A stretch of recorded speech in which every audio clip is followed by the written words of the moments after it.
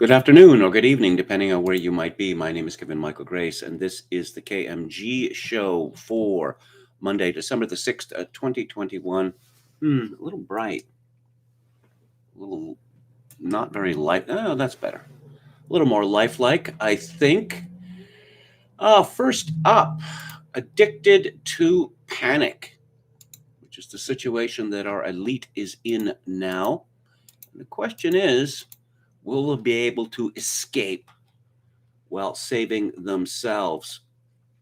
And I learned this morning from James Howard Kunstler of a book called Private Truths, Public Lies, The Social Consequences of Preference Falsification by Timur Kuran.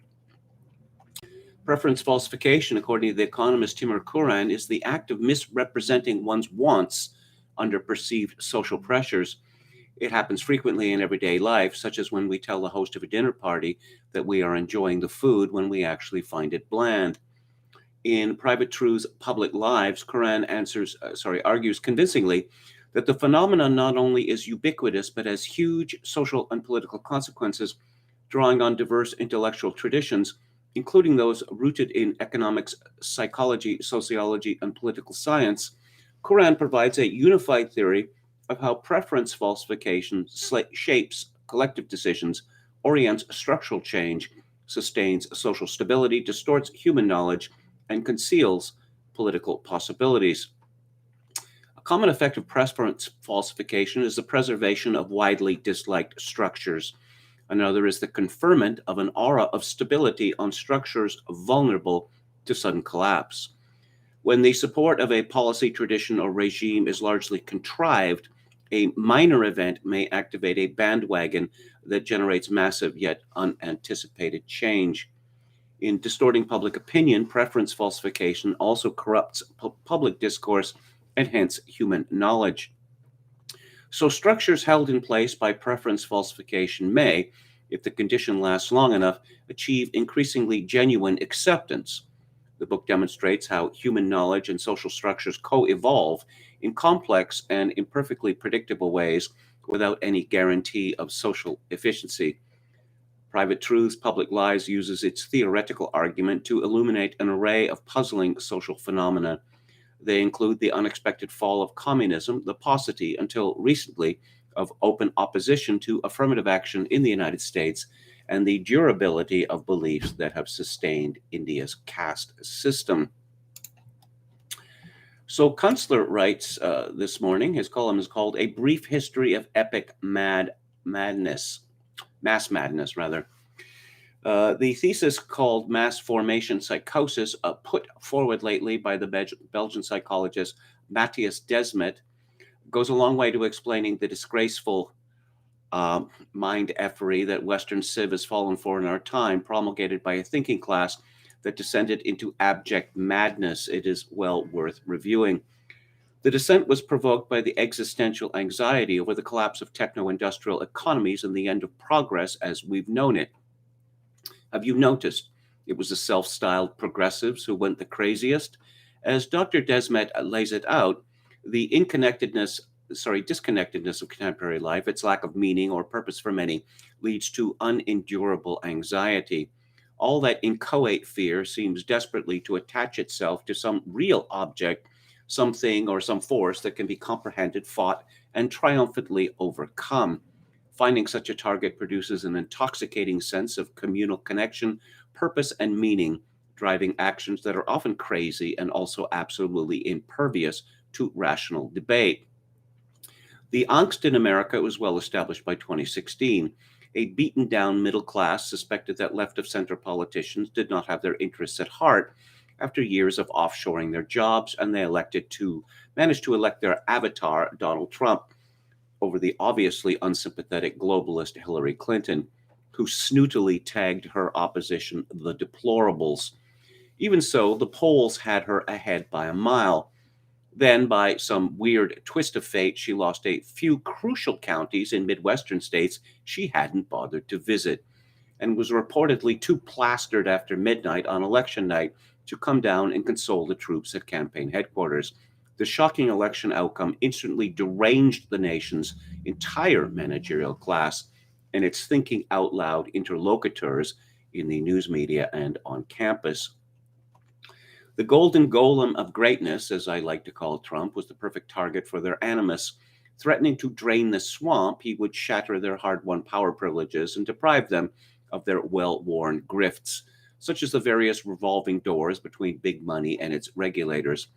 Plus, his rough personality offended their own pretense of decorum in pursuit of that power and grift. They decided that he had to go and fast, and the whole managerial class and their allies closed ranks to get it done, not least the vicious agents of the Intel so called community, which force fed all the federal legal machinery, the official instruments of punishment. If only they could knock Trump off the game board, America's troubles would be over. We could get back on track to becoming a utopia of inclusion, diversity, equity, and self driving electric cars. For 4 years, the FBI, the DOJ, and other distributed players, such as the CIA mole, and I'll call him Bagpipe, and his NSA co-seditionist Lieutenant Colonel Alexander Vindman, and such ignoble rogues in Congress as Representative Adam Schiff and Senator Mark Warner, beat Trump like a piñata, casually breaking the very law that they supposedly represented in the process.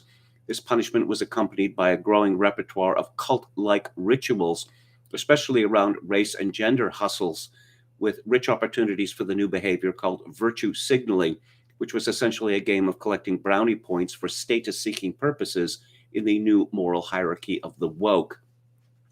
These social networks, Facebook and Twitter, amplified every insane strand in the woke messaging. As Dr. Desmet says, the more absurd the rituals, the more they buy into it.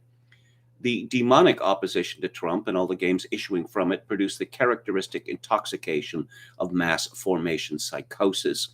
That is, the left became a big, cozy community of people initiated into a catechism of sacred truths. The important part is that they felt united in their struggle. Folks in the grip of this belonged to something at last, a solidarity of certitude, a social organism one could lose one's anxious, fretful self in. No more loneliness and ennui. They were imbued with a sense of purpose. The ritual killing of the monster called Trump, millions of heroic Captain Willards stealing upriver to behead the renegade Colonel Kurtz. The news media's role was to reinforce all that with as much bad faith and dishonesty as they could get away with in the service of fashioning a consensus that was eventually named the narrative, a self-reinforcing catalog of approved thought. The anti-Trump news posse garnered brownie points galore, including Pulitzer Prizes for their completely mendacious reporting. The trouble was, Kunstler continues, for all their epic exertions, they weren't exactly winning. The whole Russiagate extravaganza fizzled and may even eventuate in some criminal convictions if independent counsel John Durham turns out to be for real. The Mueller report came up plumb empty to thundering disappointment, embodied in Rachel Maddow's frantically bobulating Adam's apple. The Ukraine Gate impeachment flopped. It was nice to have a sense of purpose and feel like a member of an exclusive club, but the wokesters were unable to nail that old coonskin to the wall, as Lyndon B. Johnson once put it about winning the Vietnam War, which America lost. By January 2020, it looked like Trump might even win re-election. The horror indeed, considering the Democratic Party primary candidates were the most forlorn pack of has-beens, nobody's kooks and damaged goods ever assembled for such a contest. But what do you know? Along came COVID-19. What a lifesaver the Rona was for wobbling wokedom, a cornucopia of boons, the gift that kept on giving. It provided an opportunity for perhaps the most craven public-private cartel in all the land, the CDC, FDA, NIH, NIAID, Big Pharma gang, to work some amazing hoodoo on the golden golem of greatness and eventually all the nations of Western Civ. Fauci played the president like a flugelhorn through most of 2020, and as the year ground on, Trump looked like he painfully suspected as much in all of those ghastly televised daily briefings. We will not go into the appalling mRNA vaccine in detail here, except to say it reaped zillions for those with a stake in the patents. But COVID-19 also provided an excuse to relax the election regulations and pave the way to what happened in November with Mark Elias of the Lawfare gang and also a partner in the DNC's pet law firm Perkins Coie, scurrying from state to state, tuning the electoral machinery in key swing precincts for Joe Biden victory, and with hundreds of millions of dollars in help from Facebook's Mark Zuckerberg. Till then, nothing in all the weaponized legal machinery across the land had succeeded in expelling the hated object of the managerial class's loathing, but the election would get her done. Remember, the progressive woke Marxist Jacobins like nothing better than inflicting punishment. In fact, when you swept away all their ideological bullshit and the associated hustles, the movement was strictly about coercion, about pushing other people around, making them do as the woke commissars willed. And there was a clearly sadomasochistic edge to all that. They relished canceling people, wrecking careers, destroying reputations, livelihoods, marriages, families. Their political leaders had no qualms about exterminating hundreds of thousands of small businesses in COVID-19 lockdowns orchestrated by woke heroes like Mayor Bill de Blasio of New York City and Governors Gavin Newsom of California and Jay Inslee of Washington State. And of course, their darlings of the streets, BLM and Antifa, bashed in shop fronts, looted all the merch, and burned down the buildings with mad glee. But most important, COVID-19 gave the political left something to focus its angst on once Trump was finally swept off the scene in the election. And until just the last few weeks of 2021, the virus has furnished endless opportunity for even greater enactments of coercion and tyranny. Except now suddenly it's falling apart. In America, the claque behind the phantom president Joe Biden pulled the trigger on mandating vaccinations, complete with harsh punishments for the vaxiverse. But then two things happened. One, federal Judge Terry Douglas in Louisiana issued an injunction against the mandate that applies in all 50 states. And two, the news started finally leaking out, despite every effort of the U.S. public health officialdom to hide it, that the vaccines carried, I'm not going to say that. The Europeans, on the other hand, slid ever deeper into despotic measures not seen since the Gestapo terrorized the continent. The Europeans face the same primal source of anxiety that the Americans do, the running down of their techno-industrial economies, except their predicament is arguably a little bit keener than America's, since they have hardly any oil and natural gas of their own to run things on, and suffer terrible uncertainty about who will furnish it for them. If they had not gone out of their minds over what has turned out to be a pretty punk-ass virus, when treated, well, I'm not going to say that either. The catch is, they've given themselves until February to enforce their foolish vaccine mandates. The Omicron variant may help too, since it is proving so far to be a grossly overhyped development, discrediting the paranoia ginned up in the media. Can the courts act as ours have and put a stop to the madness? Between now and then, we're likely to see the defeat of the mass formation psychosis in America, at least as the country is forced to face the truth of what it has done to itself. Or at least it will be the end of this chapter in that story. Perhaps the Europeans will snap out of it too as they see the narrative collapse in America. Or are they just too far gone? Standing by on developments. Let's go to the chat. Hello to Professor Paul, Kakva Pajavaicha. Hello to No Sleep to Breezewood, Pennsylvania. Hello to Dan, William Hicks, Anron, Picasso 88, G's Heastal, Chokokin 666. Hello to Chad Chadson, our valiant moderator. Thank you for your service. Yo Mama says, KMG, please do It's a Mad, Mad, Mad, Mad World for Theater Thursday. As much as I like to comply with requests, I've seen that movie twice, once when I was a boy and once as an adult. And a friend of mine who I work with in radio said to me, you got to watch this movie. You got to watch this movie. It's the funniest movie ever made. And so he played it for me. And I thought, it certainly is frantic. And it certainly has a lot of comedic legends in it. As to its funniness, well, I must say I was a little disappointed. William Hicks saw a bombshell interview with Dr. Harvey Risch, Yale epidemiologist, this morning on BitChute. He is everything Dr. Fauci should be, and then some. Hello to Dubareus and Yo Mama.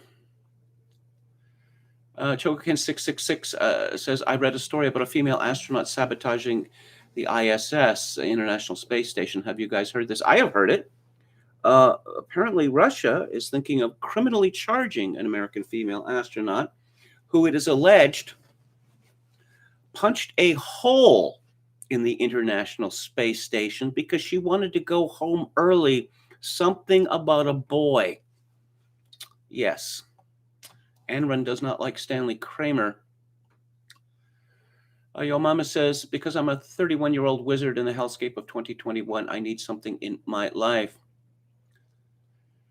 William Hicks says, I've seen interviews with Dr. Desmet.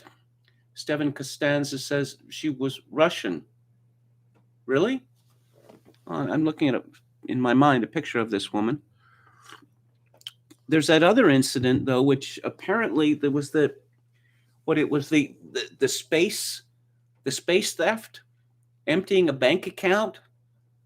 Something about a woman having a dispute with another woman and emptying her bank account. And then now we're told that no, that never happened at all.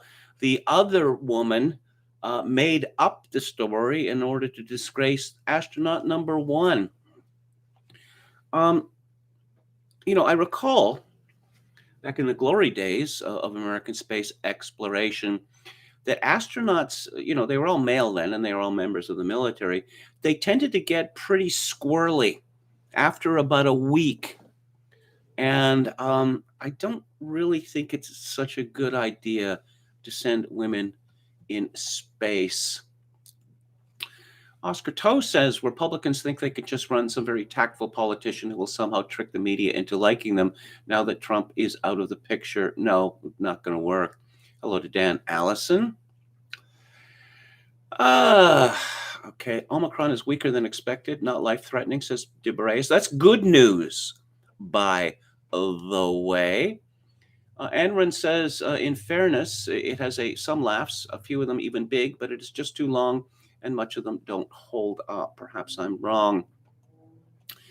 Let's see. TDS. We have a reference to TDS was training for the COVID cult, says Dan. Kevin, have you ever read Robert Caro's The Power Broker? If so, thoughts recommended? No, I have not read Robert Caro's magisterial multi-volume biography of Lyndon Baines Johnson. And I should, definitely. Hello to Red Sulfur and Denny McDougall. With any luck, Eric Zemmour will be next president of France, says Red Sulfur. He was physically attacked the other day. Hello to Teleologic Jones, recommending the movie Network with William Holden, Faye Dunaway, and Ned Beatty, I guess. That's a pretty good movie.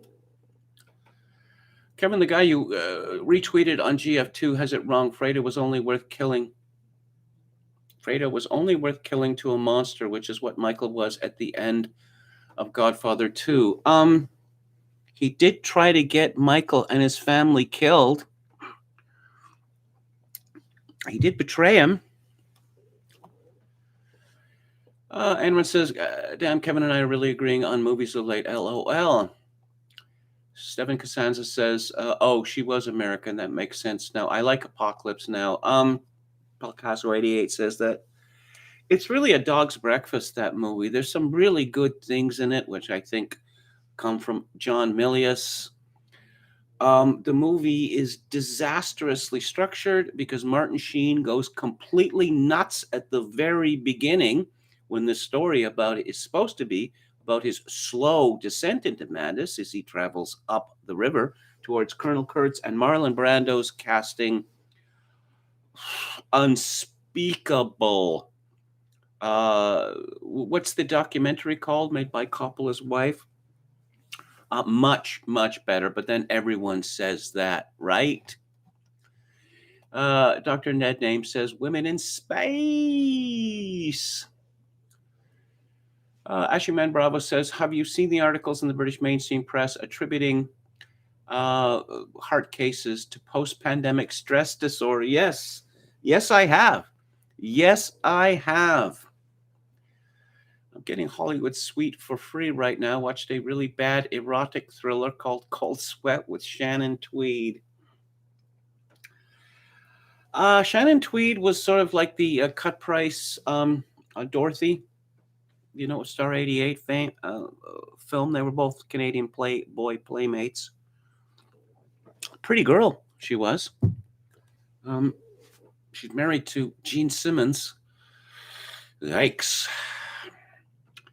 Matt Forney says Caro is going to die before he finishes the last volume of the LBJ biography. Yes, there is always that possibility. Chogokin666 says two footballers in the same match conked out because of, that thing we're not supposed to talk about. Kevin, no, the Power Broker is about Robert Moses and the fall of New York. Okay, sorry about that. Robert Moses is a very interesting story. LBJ was the only Christadelphian, says Teleologic Jones. French guy was physically assaulted. Yes, someone jumped out from the side and put him in a headlock. I believe Fredo when he says he didn't know it would be a hit. Yeah, okay, maybe, because he's so stupid. What was Fredo's talent? Banging cocktail waitresses? Arranging, for cocktail waitresses to be, procured for powerful men? Also dressing really badly. Chokehan666 says the bodyguard that kills Fredo is brilliant in Panic in Needle Park. Kevin, what do you think of The Deer Hunter? Says Anran. I think it is overwrought. I think it is exceedingly overwrought. Vancouver. I can't believe I'm still in Vancouver. Every day I stay in this hotel room, I get weaker. Every day Charlie squats in the bush, he gets stronger. It's from Dr. Dead Name. Was Richard Nixon really a Quaker? I mean, I gather he'd been raised as one, but a lot of presidents, they sort of cafeteria style Christianity. Fredo did nothing wrong, says Hauper. We're talking about this because of Chris Cuomo, and it just the shabbiness of the hit on him. As I said last week, when he was fronting for his brother outrageously before and during COVID, CNN saw no problem with that at all. Oh, and apparently the last straw is some transparently bogus last-minute sexual harassment allegation. It's turned out that all of these allegations against his hideous brother, the former governor of New York, they seem to be pretty transparently false as well. Now, Sleep says PPSD, the final outcome of turning the war on terror into the war on pathogens. Ashley Man Bravo says, I was watching the documentary COVID Land. It illustrates how deep the propaganda agenda goes. Yes, and then Kerry Mullis, who invented the PCR test, did not have an high opinion of the sainted Dr. Fauci, and it was his position, strongly held, that blowing these pictures up as big as they do is useless because you're going to have all this junk floating around. I didn't mind the casting in Apocalypse Now, just didn't care for how it was framed. Of course, Dennis Hopper, those were, bad years for Dennis Hopper. Hey, we want someone who just seems completely whacked out of his mind. Hey, Dennis Hopper's still around. Okay. Poor Fredo, he was smart. He could do things, says Choken 666. Heart of Darkness. Yeah, that was the documentary. Is Kendall the Fredo of the Roy family? No, Kendall has shown some talent, but he can't close the deal. Rollo Klevich says, does someone point out that Power Broker was about Robert Moses? Yes. Ashley Man Bravo says, Chris Cuomo says that Fredo was using an anti-Italian racial slur against him. No, it wasn't. No, it was just pointing out to him being weak and stupid. Kevin, have you seen Oliver Stone's Nixon biopic? No, I haven't. Oliver Stone, I quite like some of the stuff he did, and then I don't know how long ago it was. Maybe it was with JFK that I think he just went off the rails. I kind of like Fredo's death because he's telling the story, to the boy about how he was a boy. He would always say a Hail Mary before, going out fishing, and he always caught a fish, and he cops it then. So, maybe he was saved. Hopper led the hippie invasion of Taos in 1969, says Professor Paul. Here's a true funny story about Dennis Hopper, that when he went to Peru or whatever to make the last movie, he had just married Michelle Phillips, the blonde-haired beauty from the Mamas and the Papas, and she left him. And after 10 days of marriage, and Dennis Hopper wailed, "What am I supposed to do now?" And she replied, "Kill yourself." Lamprey Milt, hello. It says Apocalypse Now and the Clash's combat rock inspired me to move to Southeast Asia for 4 years. Long story short, it was nothing like the movie or the rock album. My Trail of Disgrace says the Twitter moments and trending stories on Zamor appear ridiculous, describing the likely Antifa heavy attackers as anti-racism protesters. Paul Casso 88 says, I even like Heaven's Gate. There's a controversy continuing controversy about whether foreign languages, the movie's in English and people are speaking, in German or whatever, should this be translated? Well, in Heaven's Gate, there was a hilarious moment at the premiere where you have these people, Germans, being attacked on the ice, and they're screaming, "Hilfe, Hilfe!" And the subtitle runs, "Help, help!" We knew what they were saying. Even if we didn't know German, we knew what they were saying. Wasn't Dennis Hopper a big art collector? I don't know about that. What do you think of conservative political commentators stating that the march on Washington Mall in D.C. by the group Patriot Front was a fed-up? Of course it was a fed-up. Did you see these guys? They were all dressed identically. They all had the same haircuts. They all look military or ex-military. No. As someone said on Twitter, oh, yeah, and there were all the U-Haul vans to pick them up afterwards. If this had been real, there would have been a bunch of fat bodies there, and there weren't. Okay. The fact Godfather 2 ends on the happiest possible scene when you know everyone is going to die later on the story is brutal in its own way. The happiest possible scene? Oh, yeah. Okay, I get it. I thought you meant Michael shutting the door on his horrible wife, Diane Keaton. It's a mystery to me in that movie that, he was married to that absolutely gorgeous Sicilian woman. And then when she gets whacked, he goes back to America and gets together again with whiny, skinny Diane Keaton. Okay, let's get back to it here.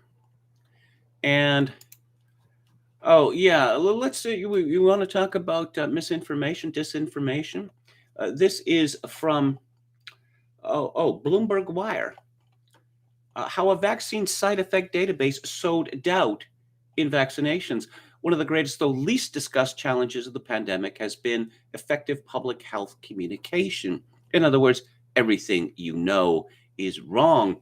Midway in the pandemic, University of Alabama epidemiologist Bertha Hidalgo, well, there's a name, realized her COVID communication strategy needed a makeover. She was skipping basic biology lessons in favor of simply telling people the best ways to moderate their behavior in response to the virus. Instead of helping people better understand the virus, her approach sometimes backfired, introducing more doubt instead of less.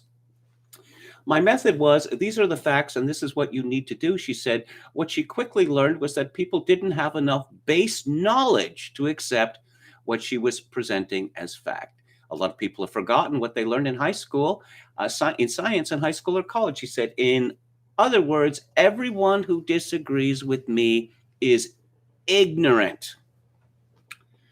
So VAERS, yes, the Vaccine Adverse Event Reporting System, a government-run clearinghouse for potential issues with vaccines that has become a favorite talking point among anti-vaccine groups. VAERS is a crucial monitoring system that helps both the Centers for Disease Control and the FDA spot problems with vaccines early on. The rollout of the Johnson & Johnson COVID shot was paused, for example, after just 6 cases of blood clots were reported to VAERS out of nearly 7 million doses administered. Okay. It's voluntary. It's not mandatory, VAERS is. So, yes, according to this story, we've got too many of these complaints, most of which are probably false, whereas it's a voluntary system and physicians are not obligated to report adverse events, then it's far likely to be underreported rather than overreported. The existence of VAERS is little discussed by public health figureheads. Golly, I wonder why. If you already know about the database, you may have learned about it via anti-vaccine propaganda, which falsely promotes it as evidence that vaccines have harmful effects. I stopped reading the story at this point because this is just an outright lie. Every vaccine, every drug, every clinical intervention has adverse effects and deadly effects. Every single one. It's simply a question of the ratio. There's a similar story written by Hannah Flynn, MS, on Medical News Today. Increasing numbers of people are searching for information on how to detox themselves from the COVID-19 vaccine after receiving it, over fears it could have detrimental effects. But is this safe or even possible? Well, I'll spare you the gist of the article, which is no, that it is not possible, and it is almost certainly not safe. So, if you have the mRNA jabs, you are stuck with them. But this story continues to maintain the pretense that, completely efficacious, completely safe. Not true. Not true. No such vaccine or any such vaccine or clinical treatment could be completely efficacious and completely safe. They are lying to us. And are there any numbers in this story? Any numbers? No. No numbers whatsoever. Are we scared enough? No. No, we're not scared enough. We need to be terrified. This is by Danica Kirka at the Associated Press.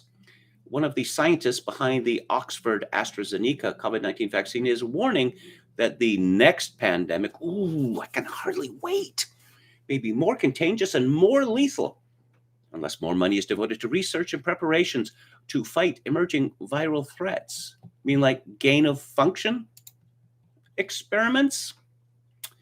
In excerpts released before a speech today, Dame Professor Sarah Gilbert says the scientific advances in fighting deadly viruses must not be lost because of the cost of fighting the current pandemic. This will not be the last time a virus threatens our lives and our livelihoods. Gilbert is expected to say today, the truth is the next one could be worse. It could be more contagious or more lethal or both. Oh boy. Once again, I can hardly wait. We're starting to see cracks in the narrative. There's a piece by Benjamin Powell at The Hill. It's a op-ed piece. And this fellow is a senior fellow at the Independent Institute, Oakland, director of the Free Market Institute, and a professor of economics at Texas Tech. Benjamin Powell begins, President Biden announced a series of COVID-19 protocols on Thursday to combat the new Omicron variant. The proposals will do little to promote health, but that's not their intent anyway. Instead, these regulations condition Americans to tolerate continued governmental intrusions in our lives as they chip away at our freedoms on the false promise of safety. Biden had banned travel from South Africa, where the Omicron variant was first detected, and 7 other Southern African countries. Remember when such bans were racist? Prior to the measures announced Thursday, the newly announced requirements include extending the federal mask mandate on public transport, including airplanes, until mid-March, and requiring international travelers to the United States, including vaccinated U.S. citizens, to show proof of a negative COVID-19 test taken a day before departure. These measures will not prevent the new variant from spreading through the United States. On Monday, the president himself admitted that, quote, travel restrictions can slow the speed of Omicron. It cannot prevent it, but here's what it does. It gives us time. It gives us time to take more actions, to move quicker, to make sure people understand you have to get your vaccine, unquote. Really? It's about as believable as 15 days to flatten the curve 21 months later. How does extending a mask mandate until mid-March buy more time? The existing mask mandate was not set to expire until January 18th. The first case of the Omicron variant was already detected in the United States by the time of Biden's announcements. If a mask mandate on airplanes could slow the spread, the existing mandate would give 6 additional weeks to take more actions. Promoting vaccinations is a major theme of the actions Biden wants to take. However, his change in testing requirements undermines the promotion of vaccination. Previously, unvaccinated U.S. citizens had to receive a negative COVID-19 test the day before flights to the United States, while vaccinated citizens could test up to 72 hours prior to departure. Now, all citizens, regardless of vaccination status, have to test a day before departure. These latest policies are not about slowing the speed of the Omicron variant in the United States. They're about extending the power of politicians and health bureaucrats to make arbitrary dictates into our lives and infringe our freedoms. More than 100 years ago, the great journalist and pundit H.L. Mencken observed that the whole aim of practical policies is to keep the populace alarmed and hence clamorous, to be led to safety by an endless series of hobgoblins, most of them imaginary. The threat of terrorism served that purpose for the last 20 years, and we still tolerate removing our shoes at airports and limiting liquids to 3 ounces as a result. I was just thinking about that today because I was talking to a relative who had just returned to Canada from Mexico. And the Canadian government changed the rules about people returning home, but didn't bother to inform the airport, and chaos ensued. Not just chaos, but anger. Furious people taking off shoes. Well, I remember the last time I had to do that in an airport. And it's not that easy, particularly when you burdened with a lot of clothing or whatever, and to take your shoes off standing up, because they never have a bench for you to sit down, and then you've got to put your shoes back on again, standing up. And again, the whole purpose of this is to make people miserable. I cannot think of any legitimate purpose. Oh, but vax, got to get the jab, 1, 2, 3, more? Well, how's that working out in practice? This is from Cody Wilson of CP24. Ontario, which is Canada's most populous province, is reporting nearly 900 new COVID-19 cases today and 3 more virus-related deaths. And how do those numbers break down? Of the new cases confirmed today, 426 involve people who are fully immunized.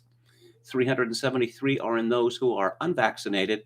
64 involve people with an unknown vaccination status, and 24 are in those who are partially immunized. If the vaccines are so great, why aren't they working? That's a really simple question. But it's our fault, the purebloods. This is from the Post-Millennial. Justin Trudeau's health minister, Jean-Yves Duclos, has said that the pandemic-related precautions may go on, quote, months, possibly even years, unquote. The health minister made these comments in response to a question about whether the Trudeau government will redefine fully vaccinated for only those who have had a booster shot, according to Blacklock's reporter. You can see where this is going, because we've seen the cratering of the efficacy of the vaccines. So no. These people weren't vaccinated, but you said they were vaccinated. Yeah, but we're shifting the goalposts, okay? You have to have the 3 jabs, and in the future, probably more than that. But, we see in Britain, they're moving to quarterly vaccinations. It would appear. And, oh yes, who guards the guardians? This is a story from Kane at Citizen Free Press, and he links to a tweet by Luke Rutkowski. In Belgium, the state's health policy is beating you over the head with a baton and using water cannons against protesters in the winter. And there is a picture of Belgium's health minister. And what is her name? Maggie de Block. She is large. She is stunningly large. The story estimates that she probably weighs 400 pounds at least. Now, you shouldn't have someone, female or male, who is that grossly obese, morbidly obese, as they say. But once again, she has said, you should look at what's inside, not the outside of the package. No, actually, the outside of the package is pretty darn important. And yours is not fit for a health minister. Oh, let's talk about New Brunswick, which is one of these so-called maritime or Atlantic provinces, which has a population of about 800,000. This is from Paul Joseph Watson at Summit News. Grocery stores in New Brunswick have been given the power to ban unvaccinated people from entering, meaning the unjabbed could be prevented from conducting the essential activity of buying food. The province's health minister, Dorothy Shepherd, said businesses will be given the option to either enforce physical distancing or check for proof of vaccination. Those businesses include malls and grocery stores. Shepherd said the measure, part of the region's 3-level action plan to curb the spread of COVID-19 during the winter, is necessary to reverse a very concerning rise in cases. According to a guide by Public Safety Canada, food is among the 10 critical infrastructure sectors, and its delivery and preparation is considered an essential service and function. Provinces have been allowed to implement their own restrictions, but grocery stores have remained open to all, regardless of vaccination status. Oh, by the way, I just learned yesterday that the American Dental Association or Dentistry Association has just ruled that dentists can refuse treatment to unvaccinated Americans. They didn't dare do that to people with HIV and AIDS. No, they didn't dare do it. But COVID is different. It's completely different. So New Brunswick apparently ravaged by COVID-19. So what would you think would constitute ravishment in a province of, around 800,000 people? Well, let's look at the number of deaths in New Brunswick since this started. 136.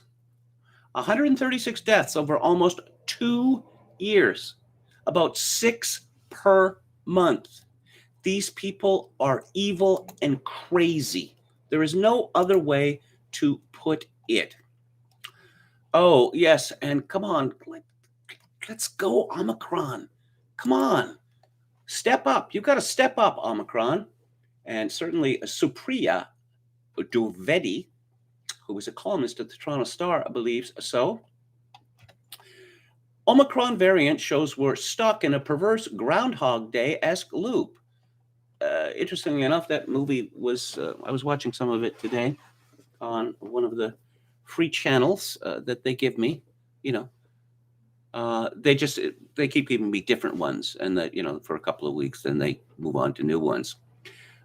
Interesting thing about Groundhog Day is that Bill Murray learns things like how to throw cards, playing cards in a hat on the bed, or how to play the piano to a very high level, or how to speak French, and, French poetry like Baudelaire. What have we learned? Oh, Bill Murray also learns how to be kind and helpful. What have we learned? We've learned nothing. But back to the Toronto Star. Canadians were reminded once again that irrespective of our high vaccination rate and ensuing cautious optimism, this pandemic is not over. Nearly 2 years in, we still do not seem to have collectively understood that this pandemic will not truly end until the vast majority of the world is inoculated against COVID-19 and or we get transmission rates under control. Currently, we have neither. Oh, so now we're blaming people in Africa and Asia for this? Transmission of the virus is still rampant. Vaccine uptake in much of the developed world is far from where it should be. The self-interested and ultimately self-defeating practice of wealthy nations engaging in vaccine hoarding has left much of the rest of the world without even a first dose. So what are the numbers there, say, in India or in Africa? Pretty good. Pretty good. They're also really quite good in Japan. That might have something to do with a substance which I do not believe, paste. I'm allowed to mention it being used routinely for treatment there. What's the rest of the world started looking for Omicron? They started to find it. Yes. As Andrew Joseph reported, there is evidence that there was at least some local transmission of the Omicron variant that arrived in the U.S. before the Biden administration imposed travel restrictions. Yes. That doesn't mean that there is no hope and that we should hide under a pile of coats for the foreseeable future. We have safe and effective vaccines. And drug makers seem confident at their ability to be able to churn out an Omicron-specific vaccine should it be deemed necessary. We also have promising therapeutics that can be used for treatment purposes. Do we? Do we really? So, the woman who is a columnist at the Toronto Star, which is Canada's most important newspaper, apparently doesn't want to talk about numbers, particularly the numbers which I managed to find with great difficulty by going to the website of the Canadian Press, the numbers from her province of Ontario as to who is getting infected. And Team Vax is way out ahead in new infections now. And once again, why is that happening? Are we interested in this question? Oh, very, very occasionally, something is printed in the Canadian media which stands outside the narrative.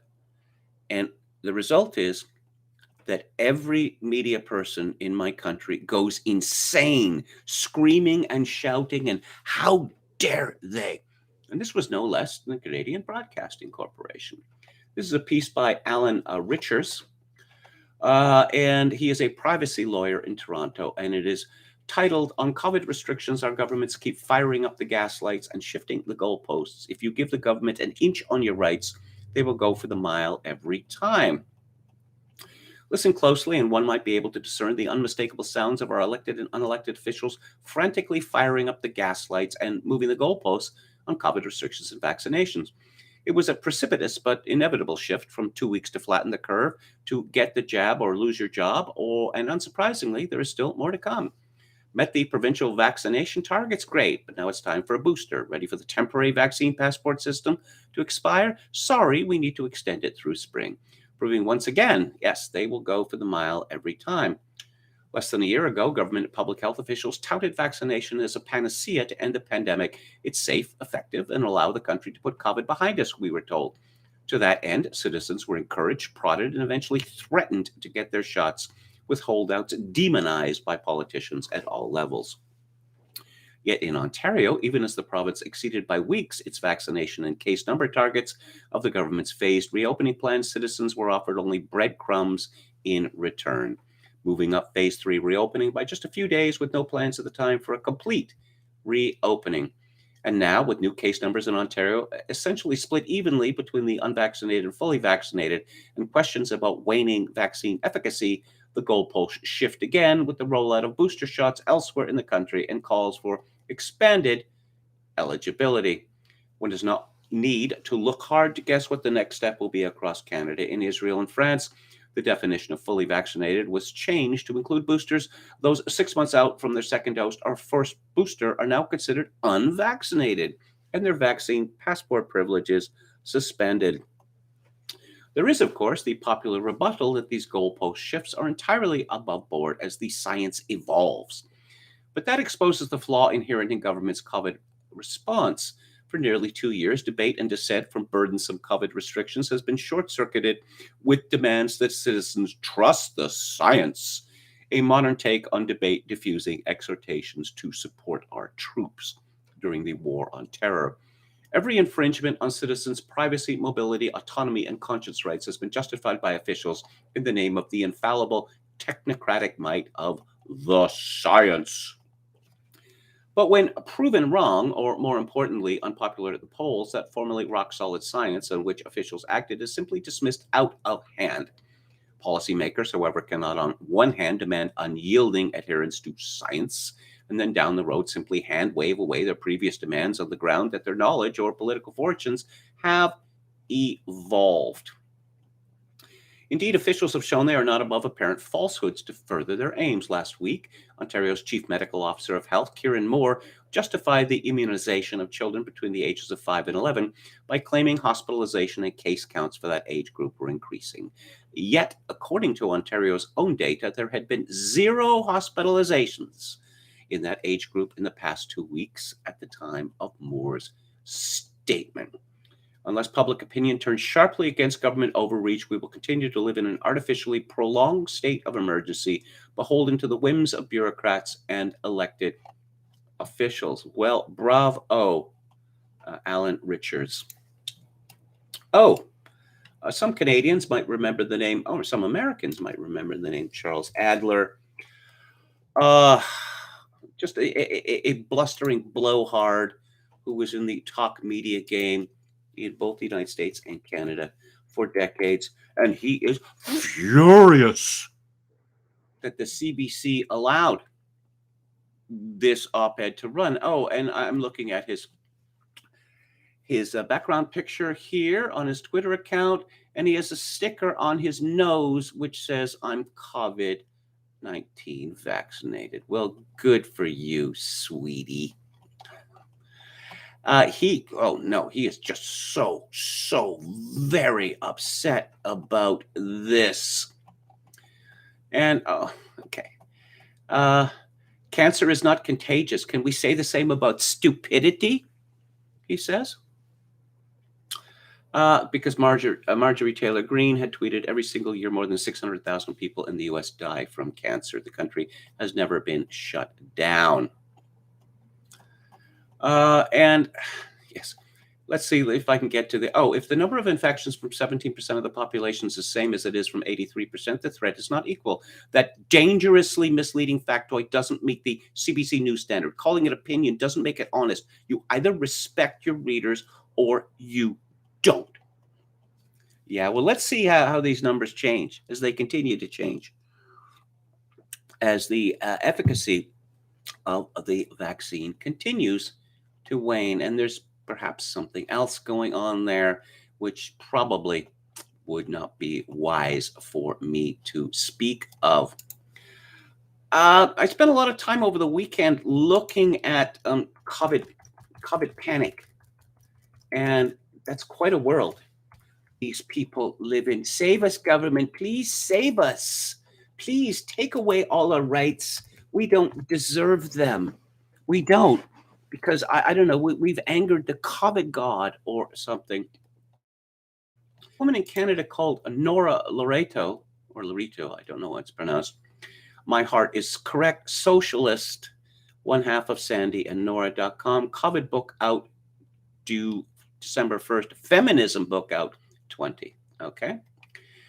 And I was taken aback by this argument that she's been making about case counts. And she's making the argument, we should stop paying so much attention to case counts. And I thought, oh, okay, some sanity there. No. And then I realized what's going on here. What's going on here is that, oh, geez, these numbers, particularly from Ontario, they look bad. They look bad because the vaccinated people are now dominating new infections. So let's stop talking about infections. Oh, you want to talk about, say, deaths? Say? How about New Brunswick? 6 a month? That is absolutely such a crisis. And she goes on and on about long COVID. But of course,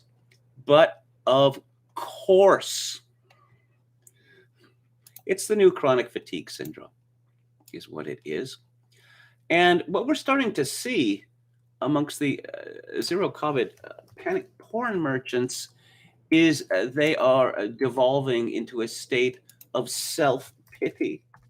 We're just trying to save you. We're trying to save you, and you're not paying any attention. All we want to do is destroy the economy more. All we want to do is destroy society. All we want to do is scare everyone to death, and you're not letting us get away with everything. Someone called Adam Hamdy, described as best-selling author. Oh, he's a thriller writer. Hmm, hasn't Alex Berenson been mocked repeatedly for being a thriller writer? And he has this tweet storm here. Again, we're not doing enough. Listen to the experts who are concerned about the toll taken on public health. Listen to the experts who've been warning that you should not protect people from being sick by letting them get infected. Listen to the experts. Listen to the experts. Yeah, the experts. Yeah. Okay, once again, if the vaccines are so great, why is this happening? Why is this happening? It wasn't supposed to happen. No less than our Prime Minister, Justin Trudeau, and America's President, Joe Biden, said that this is precisely what would not happen. Someone called Ryan Utter, described as MSc Epi student. Okay, use respirators because they're so great. HEPA rapid tests, and he is very upset. And he looks deranged. He has a mask on his Twitter avatar because that's what a normal person would do. I mean, masks are an inconvenience, right? Of course they are. They're an inconvenience. No one would wear a mask if they didn't have to wear a mask. But wait, some of these maniacs would. Ryan Utter tweets, "Oh my God, yes, putting kids at risk for data quality is insane. I lied so our kids could get their COVID shot 5 days after flu shots, but parents shouldn't have to do that. The advice and rules should make scientific sense and prioritize people, not data." Someone called Joe Oliver, self-described as dad and pediatrician of the shelterhealthnetwork.ca. He says, "My kids dig these masks and are proud to wear them. For my 4-year-old, we knot the ear loops for a snug fit. We should make them available free of charge to families to save lives. I mean money, I mean lives, I mean lives and money, because saving lives saves money." Oh, no. As a categorical statement, that is false. There are measures that can be taken to keep people, I don't know, in their 80s and 90s alive. Alive for how much longer? I mean, we give lung transplants to people in their late 70s, 80s now, heart transplants. How long is this going to keep them alive for? No. It often happens that people who are very old and miserable because of any number of conditions basically decide to stop eating. And so what frequently happens? They are intubated, they are forced fed. Does this save money? No, of course it doesn't. But kids love wearing masks because of course they do. And that dad has persuaded himself of that. This editorial from the New York Post, where my old colleague, Kelly Jane Torrance, is now the op-ed editor, has infuriated people. Daily COVID deaths are just 0.00026% of the U.S. population. It's time to move on. The 7-day average of daily new COVID cases stands at 86,413. That's 0.026% of the population in the United States. And, similar numbers, having 860 people Having 860 people die a day of a disease is tragic. No, it isn't. But you know what 95% plus of those people had in common? They were unvaccinated. Yeah, those numbers are changing and changing fast. That is, how many people know how many people die in the United States? Even before COVID. Somewhere between 2.8 and 3 million people die every year in the United States of America. And that number is only going to increase as the population becomes older and fatter. But back to the editorial, politicians are enjoying their emergency powers far too much, and the media plays into every fear-mongering statement. So let's please get some common sense. Cases are irrelevant. At the beginning, they showed the scope of the pandemic and mapped hotspots. Now they include both the unvaccinated and vaccinated, and we know for a fact that people who are vaccinated and get infected overwhelmingly have minor symptoms. Hospitalizations are important, but treatments for COVID thankfully have improved. Lives are being saved. The death rate is the true measure of the pandemic's impact. That's the number you should be looking at. And again, this figure is almost completely about the unvaccinated, and it's 0.00026%. There will never be COVID zero. Indeed. Let's go to Eugippius, who has some advice for us at his Substack. Is it, in the end, all just words? Thoughts on how we get out of this? We must break out of the awful hygiene prison our societies have become. The problem is how. I can't figure out a way through the towering cement gray, uninteresting stupidity of the bureaucrats. I can't see how to change their direction or fix their vileness. And I will tell you another thing. While I am astounded by and immensely grateful for the response I have had here, by the many readers I have gained, by your interest in my ideas, and even by the volume of people who regard my views with hostility, in my own head, I have a very small hammer, and I'm assaulting a massive stone fortress. I know a lot of other people are doing the same thing, but it can be hard to see them sometimes. This is a post on how we might get out of this, and the first point is simple. However dark things look right now, we will get out of this. That is non-negotiable. You should never do their work for them by despairing of an end. It is supposed to seem hopeless. They manage the seeming of things much more than the reality of them, and they work very hard to portray all resistance as futile. Probably more messaging resources go into casting the containment regime as invulnerable and undeterred than anything else. This is important to them precisely because they're not invulnerable. Yes, and the major aspect of this invulnerability propaganda, helped by containment itself, amounts to an enforced system of preference falsification, which I talked about at the beginning of the show. Former Soviet bloc countries also demanded that their citizens falsify their preferences, and we know from their experience that the project is a costly one, and the equilibrium it achieves is highly unstable and liable to unexpected shifts or even sudden collapse. Dissent, therefore, even of the kind I engage in here, has a purpose. It is not just words, and it is not mere preaching to the choir. We have to sow doubt among true believers and ridicule the official line at every opportunity. But we also have to create a broader cultural space that is more interesting and more dynamic and more explanatory than their flat, boring world of interconnected, largely false doctrines preserved in amber. Here, the advantage lies wholly with us. The pervasive propaganda means many true believers on our side are intimidated into silence, while many false, cynical followers on their side must always be goaded into miming sincerity. We want their true believers to be intellectually isolated, left on an island of absurd beliefs all by themselves. The more they seem out of touch, bizarre, and uncool, the more we are succeeding in this project. Here we have had substantial success already. Have a look at Containment Twitter and see for yourself. It is nothing but a collection of the most unappealing, ridiculous, embarrassing people you could ever imagine. You would never want to be seen in public with any of them. They are a mess. We must have more of this.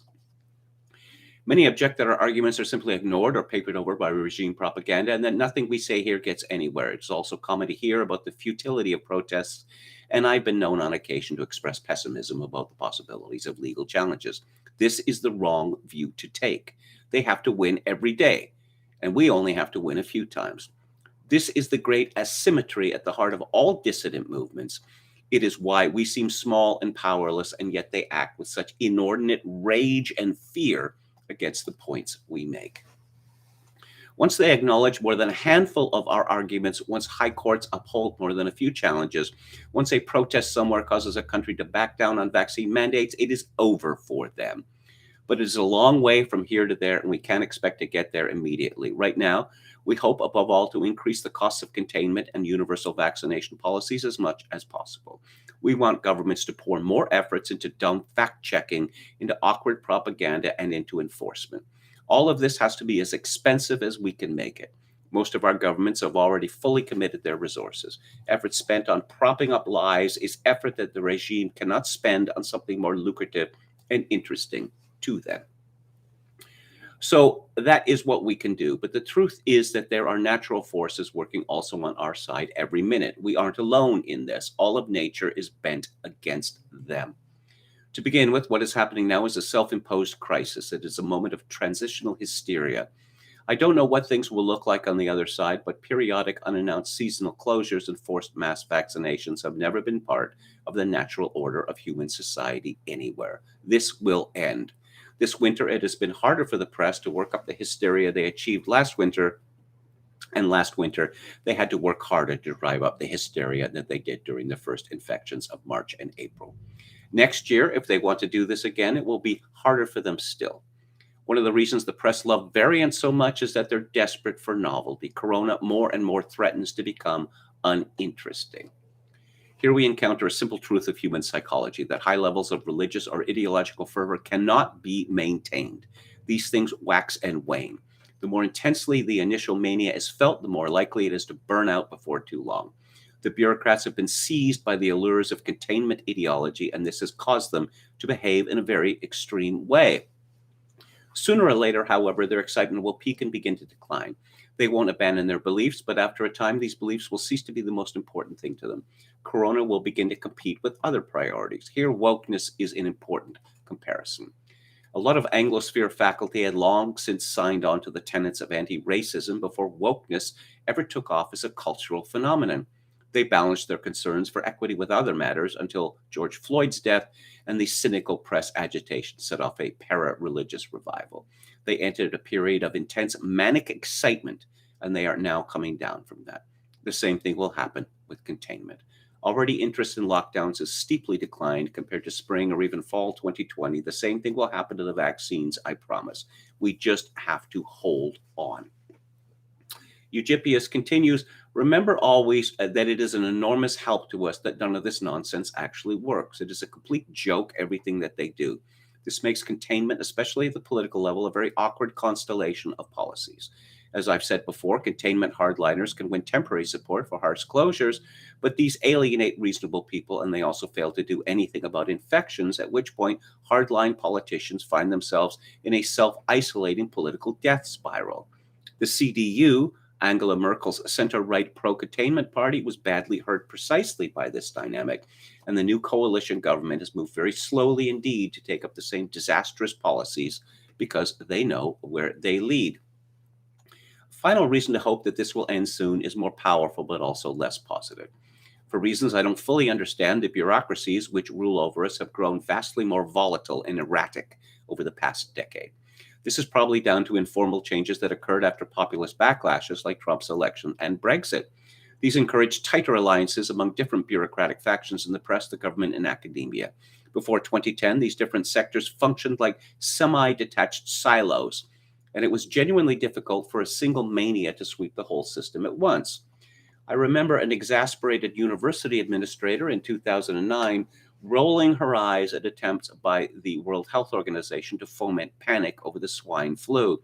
Imagine a conversation like that unfolding in our world, where all the public health recommendations are absolute gospel at every institution of higher learning. This tendency towards erratic, unstable policy choices has an obvious downside, and we are living through it. But it also means that they are at any moment likely to be seized by a new mania and abandon the pandemic hell they have created to its own devices. Containment fanaticism has done a good job of seeding all manner of incipient crises, any one of which might set off a new bureaucratic stampede. If you doubt this possibility, consider America, where mass containment never really recovered from the BLM protests in summer 2020. The U.S. is far from over this mess. But there is even political space there for some states like Florida and Texas to opt out of the circus entirely. This is unthinkable for continental Europe right now. Here at the bottom of this overlong piece, two concluding points. Look at what gets banned and censored. This is what they are especially sensitive about. It is where they feel the most vulnerable. Vaccine side effects are the locus of their greatest anxiety. It is here also that they blatantly withhold data and even lie the most. Note the great contrast with lockdowns and masks, which hardly anyone has ever been banned for criticizing. This is a place to push, even though I'm not totally sure how right now. Some words for those who insist that containment policies are centrally planned and directed by a global cabal. Not only is this wrong, but it risks blinding you to the broader, very human processes at work here, to their failures, and to the openings these failures provide. In my experience, these views also discourage among their adherents rigorous engagement with the facts of the virus, which almost always work in our favor. And in extreme forms, they can be a thin disguise for resignation to the reigning political order, which is why I write against them now again. But I also think that argument and dispute is generative more often than not, so I'm happy to disagree even harshly.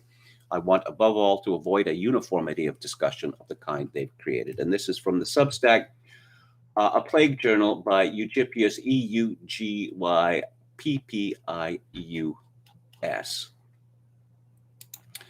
And Alex Berenson, whose book Pandemia was published last week, he has some thoughts on this as well.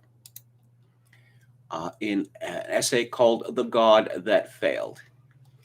Let's say you wind up talking about the vaccine. I know, what are the odds? And let's say the folks you're talking to are not crazy vaccine fanatics who think the only problem with Australia's internment camps is that they don't go far enough. They're reasonable people.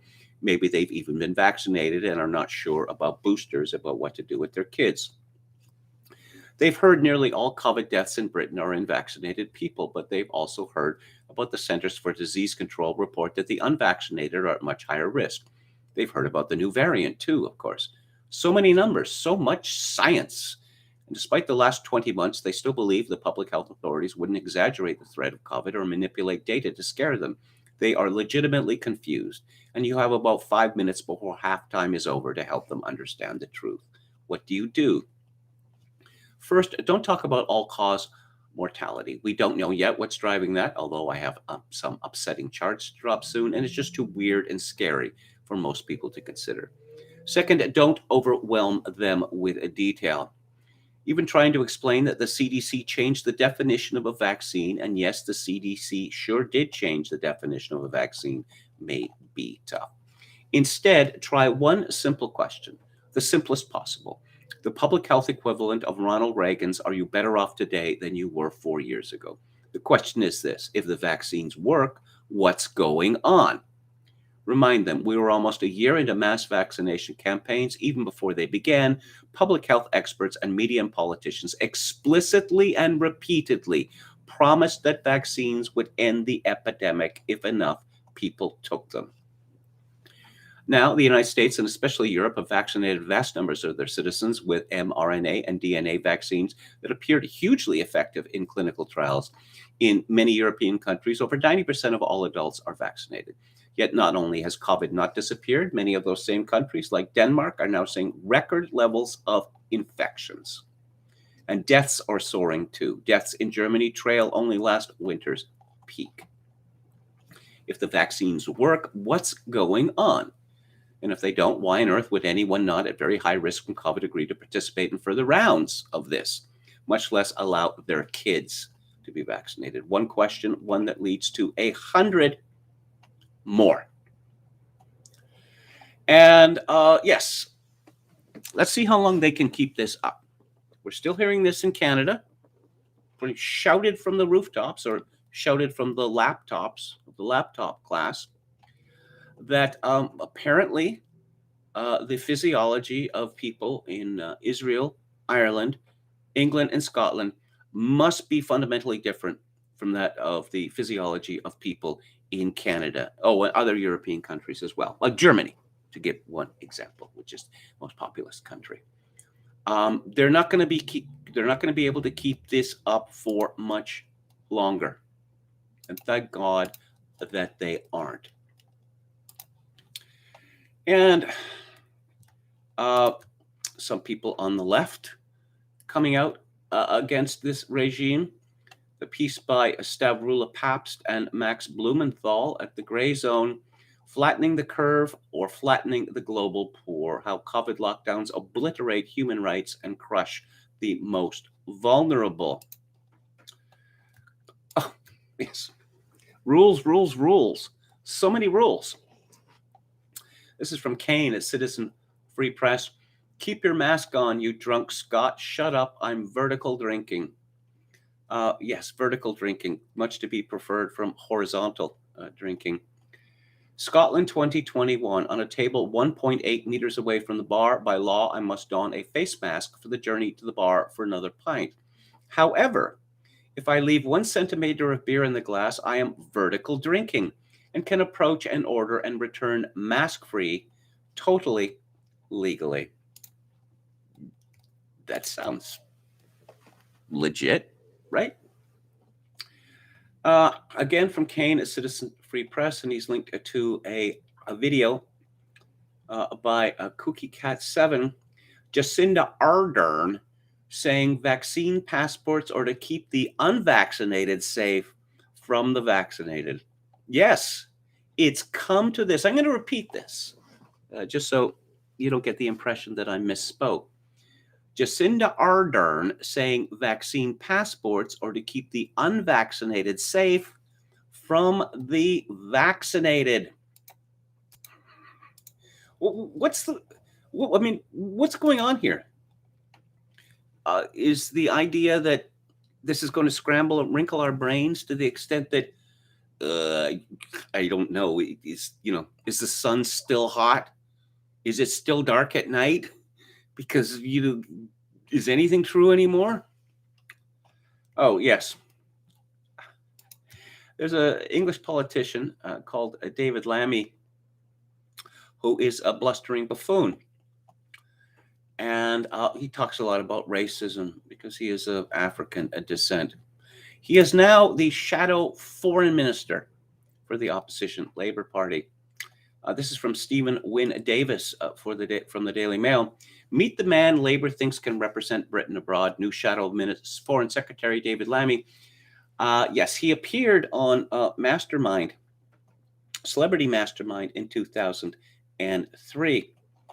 And he was asked a bunch of questions, many of which were pretty simple, particularly someone from Britain. What was the married name of the scientists Marie and Pierre who won the Nobel Prize for Physics in 1903? He answered Antoinette. Of course, the answer is Curie. Cockpit country is a rugged, inaccessible area on which Caribbean island? He passed. The answer is Jamaica. Which former Conservative leader claimed that when working as a delivery man's assistant, he downed around 14 pints of beer a day? He said William Hague, which is the correct answer. Which fortress was built in the 1370s to defend one of the gates of Paris and was later used as a state prison by Cardinal Richelieu? He answered Versailles. And of course, the answer is the Bastille. And he got a football question wrong. James Gandolfini played a mafia boss called Tony in which American television series? He said The Godfather. The answer, of course, is The Sopranos. What name is used for the highest gallery of seats in a theater? He passed. The answer is The Gods. Got a question right about MI5. Which American military award is given to those who are wounded in action, bears the inscription for military merit on the reverse? He passed. The answer, of course, is the Purple Heart. He got a question about Coldplay right. He got a question about cheese wrong. Let's see. Oh, here's my favorite. Who acceded to the English throne at the age of 9 on the death of his father, Henry VIII, in 1547? He answered Henry VII, because history goes backwards. The answer, of course, is Edward VI. Which country's so-called Rose Revolution of 2003 led to the resignation of its president, Eduard Shevardnadze? And he answered Yugoslavia, when the answer is Georgia. Now, there's something strange about this fellow, David Lammy, because he's very highly educated. And let's find out just how highly educated he is. attended local primary school. He got a choral scholarship to sing at Peterborough Cathedral and attended the King's School in Peterborough. He studied at the School of Law, School of Oriental and African Studies at the University of London, which is very highly regarded, and he graduated with a 2-1 or second-class degree. He went on to study at Harvard, where he graduated with a Master of Law degree. He was called to the Bar of England and Wales in 1994 at Lincoln's Inn. How can someone with these qualifications be so ignorant? Well, you know, the words affirmative action come to mind. Speaking of the Academy, this is a story from Remix News. This is a subject I have some interest in, given that I was writing about it back in the mid-90s. The effect of migrants on Scandinavia. Swedish scientists prosecuted for finding that most rapes are committed by immigrants. Shocker, right? The published results show that immigrants are not only disproportionately overrepresented in rape cases, but despite being a minority in Sweden, they commit the vast majority of sexual violence. This is despite the fact that the study only analyzed cases between the period of 2000 and 2015, that is, before the enormous 2015 influx of migrants from the Middle East and Africa. Around, 1996, I wrote in a column I had in Alberta Report, something that I found both amusing and horrifying, that officials in Norway had taken to giving brochures, in the appropriate language to newcomers of that country, which said, in effect, please don't rape people. This is not part of our culture. And what I wrote was apparently, or me drawing attention to this, was so shocking that it appeared in a textbook and in several academic papers. This is the kind of racism that you can still find. Yes, pointing out the truth is now racism. Oh, let's go to the alternative universe of the New York Times. Erin Aubrey Kaplan, and before people start howling, this is a Black woman. She is not Jewish. She was married to a Jewish man who is now dead. So she has an essay yesterday. Is my little library contributing to the gentrification of my Black neighborhood? You know what the little free library is? We have them here in Victoria. It's a little box on a pole where people put books in. Take a book if you want one. We have lots of books. Let's spread the knowledge. So unhappy that she put up a little free library box on her property in Inglewood in Los Angeles, and she saw white people come up to it. Yeah, she saw white people. What I resented was not this specific couple, it was their whiteness. I don't think that the New York Times has any idea of the project that it's involved in. I don't think very many Black people read the New York Times. Well, elite Black people would, but this message, suitably vulgarized, it trickles down into the wider society. That is to say, that it's acceptable and perhaps, de rigueur for Black people to hate white people, for Black people to wish that white people don't exist. And it has led to this kind of asymmetrical segregation, that Black people should have their own neighborhoods where white people are not allowed.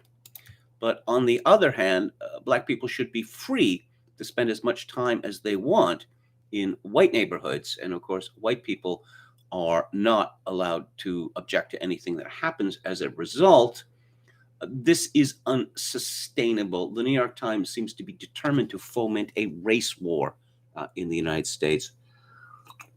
Again, from the New York Times opinion page, and I should point out that Steve Saylor drew my attention to this. As a Black man in America, I feel death looming every day, by Joel Leon Davis. And Joel is spelled J-O, acute angle E-L. That's a new one. So his father died at 72. because, according to the author, he just gave up on life. Well, that happens to a lot of people, not just, white people, black people rather. In fact, the suicide rate for white people is many times higher than that of black people. But no, whiteness, systemic whiteness killed his father, apparently. And that's apparently all that white people do every day in the United States is think of ways to torment and indeed kill black people. Okay. You know what a LARPer is, right? Live action role player. This is by Aaron Fair at Datebook, which is part of the San Francisco Chronicle. Not a safe space. Black cast members boycott Dickens Christmas Fair over failure to prevent racist, sexist behavior. So women construct these gowns, these elaborate gowns of, mid 19th century London. And then they go to this place where they LARP about pretending they are Dickensian Londoners. But apparently, it's just the space is overrun with racism. And there is actually a group called Londoners of the African Diaspora, or LOAD. Yeah, that's what it's called, LOAD. They, of course, are not Londoners at all. And this organization, which is in charge of this Dickens Christmas Fair, has been torn apart by this, mostly because instead of telling these people to get bent, oh, no, what can we do? What can we do? Oh, we'll hire an HR person just for this. Oh, and we have a code of conduct and all the rest of it. But there's a word that keeps turning up in this story, and that word is autistic. For Ari Yovel, who is autistic and transgender, that's a perfect combination. And yes, he is a representative of the Order of the Golden Needle, a neurodivergent advocacy group. He was demanding a de-stimulation space within the fair, or de-stim room. Every time I was met with the sentiment that even though they took my request very seriously, they just couldn't possibly do anything about them. Well, if being around people costumed in the manner of the 19th century is going to get you overstimulated, you could, of course, do something else that night. LOAD member Mandy Berry, who is deaf and autistic. Okay. And it goes on and on and on, and heavily ratioed. In the comments, where are the examples? You gave a couple of examples. Do you know how many thousands of people go to this every year? This is pitiful.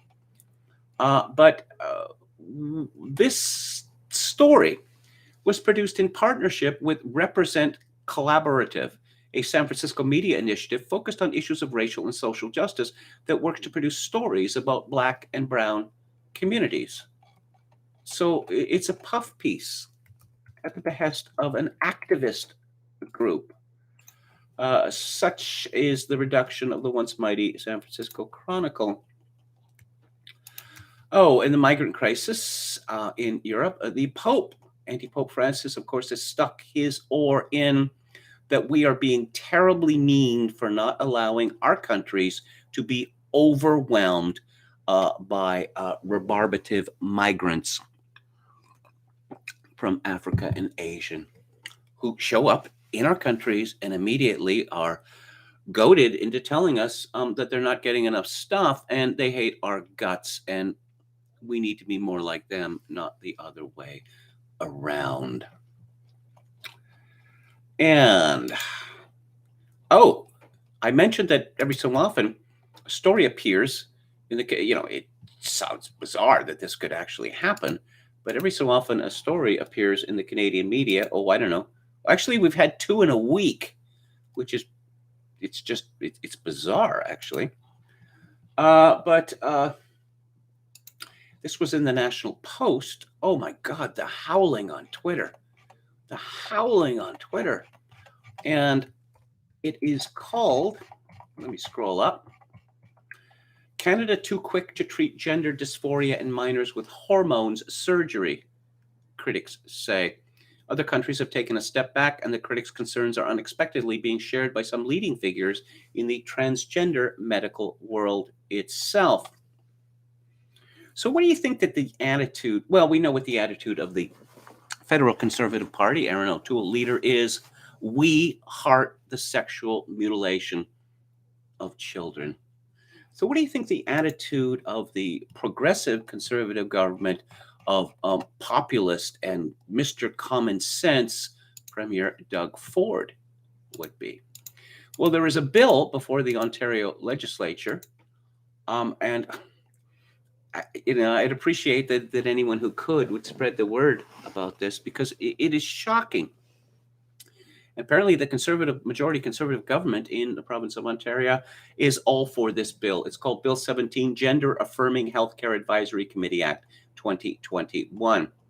The bill enacts the Gender Affirming Healthcare Advisory Committee Act 2021. The act provides that the Minister of Health shall, within 60 days of this act coming into force, establish a Gender Affirming Healthcare Advisory Committee. Gender affirming, by the way, means that if a person says, I'm a woman, or I'm a man, then that's that. That person is that, regardless of any physical considerations. The advisory committee shall submit a report making recommendations to the minister for improving access to and coverage for gender-affirming health care. After receiving the advisory committee's report, the minister shall inform the assembly of the measures that the minister recommends the government of Ontario implement. Gender-affirming healthcare means procedures, medical treatments, and referral processes that align a patient's body and physical presentation with their gender identity. Members of the transgender, two-spirit, non-binary, intersex, and gender-diverse communities, in accordance with subsections 4 and 5, they are to be included in this committee. Healthcare providers with demonstrated experience working with members of the transgender, two-spirit, non-binary, intersex, and gender-diverse communities. Other members who the minister believes will make useful contributions. The minister shall make all reasonable efforts to ensure that the majority of the members of the Gender Affirming Healthcare Advisory Committee are members of the transgender, two-spirit, non-binary, intersex, and gender-diverse communities in accordance with subsection 5. Okay. What this bill means is that the government of Ontario, the conservative government of Ontario, led by, common sense Doug Ford, has decided that there is not enough sexual mutilation of children going on in Ontario, and that the government of Ontario should take every step to make sure that more children are sexually mutilated. This is absolutely monstrous. God is watching you, Doug Ford. Oh, yeah. Let's talk about Shakespeare. There is a woman, an American woman, and her name is Haley Bachrach. And she was invited to study drama for a PhD in England. And this is from Stephen Wynne Davis at the Daily Mail. Academic warns of lack of consent in Shakespeare scenes from Henry V, Richard III, and A Midsummer's Night's Dream could have triggering effect for audiences. A 3-year project will see her work with performers to highlight the issues. And another play mentioned was Titus Andronicus. It could be argued that neither Henry V or Richard III received an actual yes from Princess Catherine and Lady Anne, respectively, while Titania in A Midsummer's Night's Dream is drugged and therefore unable to consent with sex with Bottom. Launching the Shakespeare and Consent Project, Bachrach said Shakespeare's glossing over these issues could be problematic, especially as female characters are often smaller roles and therefore played by younger actors. Why don't we just put a moratorium on all performances of Shakespeare, or all performances of any what you might call classic plays, or just consideration of classic literature? Because if we let people like Haley Bachrach stick their claws into it, it's going to be wrecked.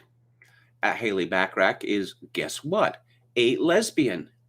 She is also obsessed with Dungeons and Dragons.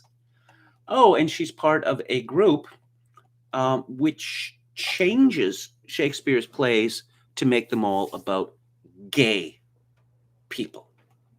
Yeah, because that's the sort of thing normal people would do. Also, she loves masks, and she is terrified. She was terrified, according to her Twitter feed, when she was on subway and some person took a mask off before putting it back on again. It seems like she was trembling with fear. Oh, she's retweeted here a call for papers, fat bodies in the early modern world. And this is from Goethe University and the University of Edinburgh, because apparently they have nothing better to do with their endowments. Oh, a piece by Peggy Noonan in the Wall Street Journal garnered a lot of attention. Social distancing was a problem before COVID. Marriage and childbirth rates declining for years reached new lows during the pandemic. On this family holiday weekend, a look at a study of the American family called The Divided State of Our Unions, Family Formation in Post-COVID America comes from the Institute for Family Studies, the American Enterprise Institute, and the Wheatley Foundation. When the pandemic came, marriage and fertility rates in America had already been falling steadily. Last year, the marriage rate fell to 33 per 1,000 of the unmarried population, and the lifetime fertility to 1.64 per woman, levels never seen before in American history, as per the study. Fertility has been below the replacement rate of 2.1 for more than a decade. So there was a letter written in response to this. Peggy Noonan's social distancing was a problem for COVID brings to light much about concerning trends in marriage, child rearing, and socialization. One related point, however, was left out. The female instinct to nurture has not disappeared. It has been transferred in many cases from children to dogs. U.S. spending on pets has doubled from about $50 billion in 2010 to over $100 billion in 2020. Pets go to Home Depot. They're on planes. They walk the aisles of grocery stores. They are ring bearers at weddings. They have all types of insurance. Yes, we are talking about the phenomenon of fur babies. And some people are, how shall I put it, upset by this. Here's a story from the BBC's Generation Project. This was from 2 years ago. The child-free couples who treat their pets like children. As the number of U.S. couples without children increase, a growing number of them are favoring and pampering pets as they would kids. In Ypsilanti in the U.S. state of Michigan, Lisa Rochow sits beside her partner, Cameron Wheeler, as their Siberian Husky puppy crawls over the laps. Even though Airy, A-E-R-Y, because that's obviously a name you would give to a dog, who keeps trying to wander off the couch as a new addition to the family, both Rochow and Wheeler looked relaxed for first-time parents. Airy is their baby. They won't be having children. Rochow, 24, a graduate student in social work. There's a shocker. Wheeler, 26, a high school history teacher preparing for graduate school. Ditto. And Airy, the 9-week-old puppy, make up a complete family unit. I feel like I would be giving up a lot of my life to be a parent, says Rochow. That would cost money. That would cost time. That would cost things that you want to do. Wheeler adds that he'd constantly worry about a child, more so than most parents. Being child-free, a puppy has always been on the radar, says Rochow, who knew she didn't want kids as early as high school. When she met Wheeler on Tinder at a music festival, he felt the same way about being child-free. And I came across an essay from The Federalist by Jean Shane Morris from 4 years ago titled, "Having Pets Instead of Kids Should Be Considered a Psychiatric Disorder." By deferring kids for fur babies, the dog boomer generation is missing out on the real joys of parenthood and pets. If you grew up with dogs, as I did, you know that something bizarre and sad often happens when a mother loses her puppies. With hormones and maternal instinct coursing through her, she will frequently adopt inanimate objects as replacement puppies. Usually she chooses something like a boot, hat, or stuffed toy. Mother cats do the same thing, typically with socks. Whatever the object, the animal will carry it around, lick it, attempt to suckle it, protect it, and otherwise pour all of her energy and nurturing instincts into it, often for much longer than she would an actual litter of puppies or kittens. Something in her brain is soothed by the non-living replacement, but ironically, this replacement puppy can prevent the mother from trying again to bear actual young. Her instincts are permanently misdirected, wasted on an object that will never be her real offspring. Even sadder is when humans do the same thing. I'm not talking about mothers who have lost their babies. I'm talking about men and women, especially from the millennial generation, who have chosen to indefinitely postpone having children, yet still feel the unshakable urge to parent. This urge is natural, it's good. It was placed in us to let us know that our reproductive systems are in prime shape to marry, build a house, and raise children. As a father of three, I can also say what a joy it is to feel the tug of those parental instincts and fulfill them as God intended. But for many in my generation who are approaching 30, children and the ideal prerequisite for children marriage are still out of the question because they're too expensive, too time consuming, and might cramp their style. Those nurturing instincts don't go anywhere, though. A disturbing number of young adults are directing them towards substitutes, not boots or stuffed toys, but dogs and cats. It is now commonplace to hear young people my age unironically refer to their pooches and kitties. I'm horrified to even write this as children, fur babies, kids, girls, boys, or sons and daughters.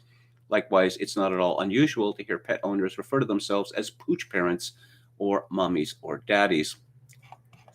Uh, Morris, in this essay, makes the claim that he thinks that dogs are put off by this sort of unnatural attachment, treating them like children, or dressing them up and the like. I've seen little evidence of this. The essayist Aquino Cure, he's written a number of essays on this, pointing out that what you might think, that stereotype about this is untrue, that male homosexuals much prefer dogs to cats, and one of the reasons is that dogs will put up with being dressed up in the most ridiculous ways, whereas if you try dressing up a cat, typically you will get nasty scratches.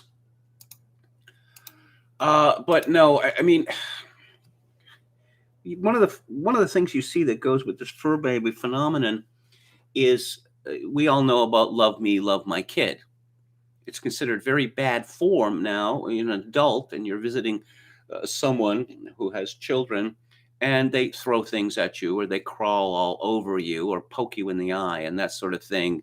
And you're not supposed to turn around sharply and tell one of the parents to kindly get control of your child. No, no, no, no, no.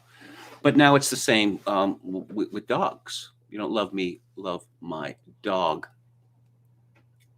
Let's have a look at the chat. I'm running late here, so I think I'm going to postpone the discussion of Kurt Weill until tomorrow.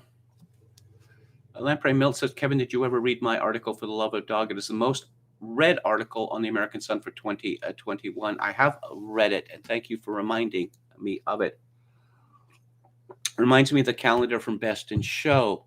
It says, Dan, well, Christopher Guest was very cognizant of the high proportion of homosexuals, male and female, in the show dog community. And one says, some cats put up with it more than you think. As you said, Kevin, cats ain't what they used to be. That is true. That is true. Children nowadays run wild and free like dumb puppies, says Gamian. Do they? Well, I mean, they don't run wild and free outdoors, but just indoors. Women and children have both been priced out of the reach of most men, says Brandon Smith. They are vaccinating the animals at the zoo, LOL, says DeBarreas, for babies and their pet parents. Oh, no, the worst are the pit mommies. I have a dog which could tear your head off. Well, I don't want to be around you then. The author Delicious Tacos expressed this in his novel, Finally Some Good News, that he realized this years ago. Small dogs for women equal baby substitute. Large dogs equal husband substitute. Oscar Toe says, remember they were doing this with Jesus years ago, doing plays and such with a gay Jesus. Yes, that's still around. That is still around. I'm disappointed but not surprised that Ford is pandering to this as GC style. This guy's checked out. He was never about policy. He was just, oh yeah, buck a beer, which is not a bad policy, but you need more than that. Who are we talking about here?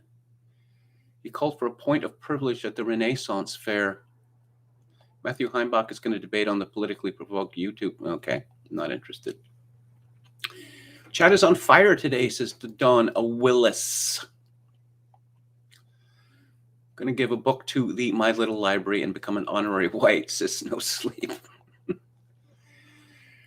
Liza Minnelli or Anne Hathaway? Well, that would have to be Anne Hathaway, wouldn't it? Because Anne Hathaway is I haven't seen any evidence she was crazy. I mean, didn't she get suckered into some marriage by some obvious shyster? And Liza Minnelli, like her mother, has an unfortunate habit of marrying homosexual men. That normally doesn't work out well. How many times has Kevin said that they can't keep it much longer already on this stream? It seems they can and will keep it up. Okay, well, when I say much longer, not as if I mean a week or whatever. No, come on.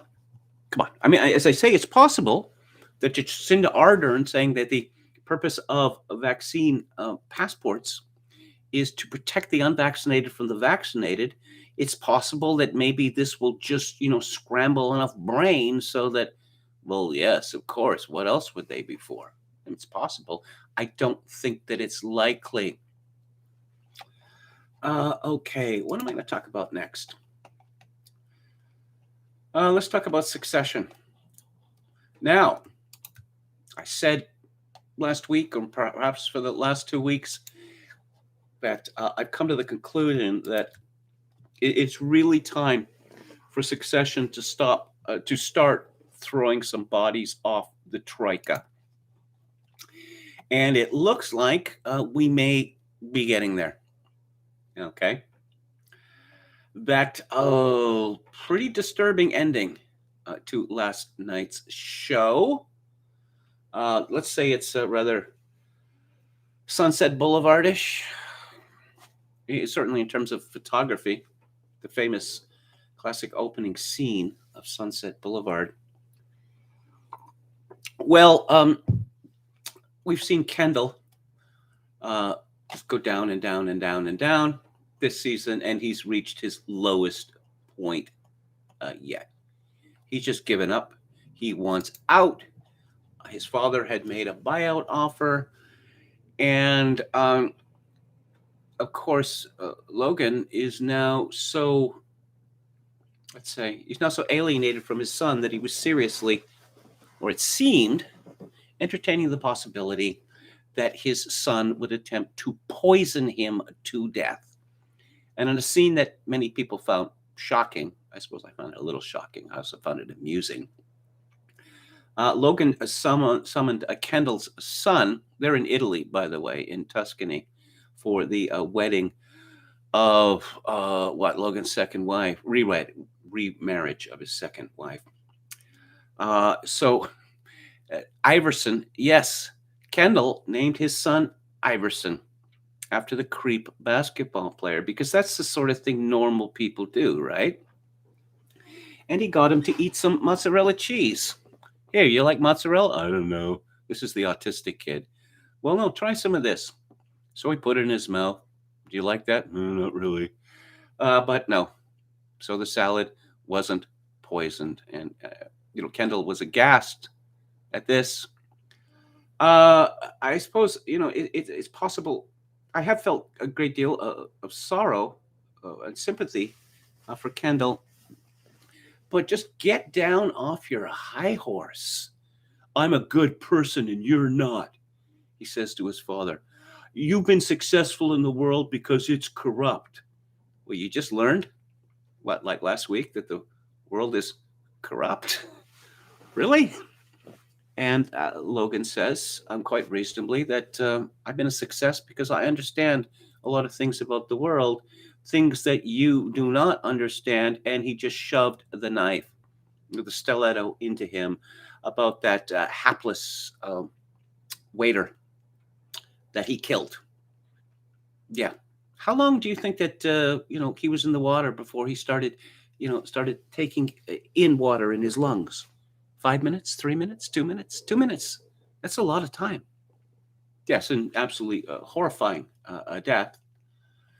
But no, Kendall is determined to tell his father and everyone else who will listen, plus the world, what a superior man he is. And he simply isn't. His father has the virtue of being canny and successful. And given that Kendall knew all about what was going on in cruises and did nothing to stop it, again, this high horse routine is it's unbearable. It's absolutely unbearable. So we saw with the mother of three of the children, played by Harriet Walter. She's a hilarious character, but it's difficult for me to think of a worse thing that a mother could say to her children than "I wish you'd never been born." By the way, I don't think I mentioned this, Stephen Sondheim's death, but Sondheim's mother, they had one of these. He was homosexual, and they often have these bizarre love-hate relationships, very intense. So Sondheim's mother was in the hospital for an operation. It was going to be 50-50. That was the chances of her surviving. So dutiful son, Stephen Sondheim, went to visit his mother in the hospital, and she said to him, "My only regret in life is giving birth to you." Well, she survived the operation, but when she died a couple of years later, son Stephen did not attend her funeral. So yes, the old lady, she gets very self-pitying, that having these children, she wasn't really up to having children, like the fur babies, and she should have had dogs instead. Oh, you were a difficult child. Well, she was 13 at the time that the marriage broke up. And yeah, 13-year-olds, particularly 13-year-old girls, are typically difficult. One gives them more latitude in that regard than their adult mothers, who, yeah, no, I never really loved you, and I wish I'd never had you. And what do you say to that, by the way? I mean, there's no comeback to that. Oh, yes. At the beginning of the episode, we find out that Kendall has shaved his head. Yeah, it's not like you're going to kill yourself or anything, is it? He's getting clean, slimming down, getting ready for the end. That just, men look better with hair. And he has hair. So why he would get rid of it? Yeah. And the family relations, the romantic relations on this show, they've pretty much been stretched to the limit. Again, without someone killing someone else. Of course, that Tom is, we know that he's unhappy because his marriage is a sham and has been from the beginning. And his wife, Siobhan, has made it clear that she really has little respect for him or affection for him. Hey, let's have an open marriage, she says right after they've been married. Oh, and let's have a threesome. I don't really want to have a threesome, Tom says. And so Tom was going to go to prison, it looked like, and she didn't seem to mind the thought at all and chastise him for being rather obsessed with, shortly going to prison. So after this horrifying conversation with her mother, Siobhan, oh, I should mention that her mother's getting married to this, how would I say, dodgy businessman, played by an actor called Pip Torrens. And I looked him up on IMDb, And I realized that I had seen this. I've seen this fellow in somewhere between 12 and 15 different productions. He played the doctor, the ship's doctor of endurance on Shackleton, starring Kenneth Branagh, which I highly recommend. He played Jock in the Charles Sturridge's outstanding filmic version of Evelyn Was a Handful of Dust. It's got Alec Guinness in it, by the way, as well as, let's see, the lovely Kristen Scott Thomas. Jellica Houston is very good in that film. Jesse Armstrong, the creator and executive producer of this show, is well English, and I suppose he doesn't miss opportunities to explain to his audience or his American audience that America's not like England, or England is perhaps not as they imagine it. So it's put to her that her husband to be is another some posh waster, and she says he's not posh. He's the son of a doctor. He's a greedy scholarship boy. He bought his own furniture, and I love that line because it's a reference to something that Alan Clark, the military historian, MP, scandalous diarist, and a son of Lord Kenneth Clark of Civilization fame, had once said that he once wrote that he didn't take a certain, I suppose, a rival seriously because he bought his own furniture. You see, one is supposed to inherit it. And she seems to think that he's a joke, really. I suppose she must be a lonely woman or something or other. But anyway, so Shiv decides after, see, her mother had told her that, you haven't had children either.